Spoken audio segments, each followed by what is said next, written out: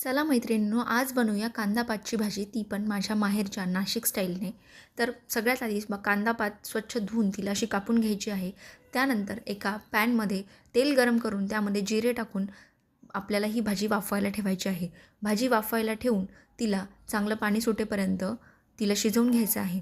एकदा का तिला पाणी सुटलं की त्यामध्ये थोडंसं अजून जास्त पाणी घालून तिला शिजवायला टाकायचे आहे. तोपर्यंत करायला घ्यायचा आहे मसाला. मसाल्यासाठी लागणार आहेत शेंगदाणे, मिरच्या आणि लसूण.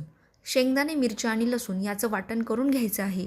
आणि यासोबतच तुम्ही एकतर डाळीचं पीठ घेऊ शकता किंवा डाळीचं पीठ हा मसाला काढून घेतल्यानंतर आपण वेगळंही वाटू शकतो.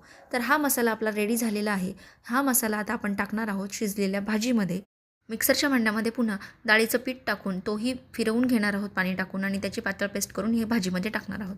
तर इथे कांदापातची भाजी आपली रेडी झालेली आहे. तुम्ही पण नक्की करून बघा आणि तुमच्या मैत्रिणींसोबत शेअर करा. थँक्यू.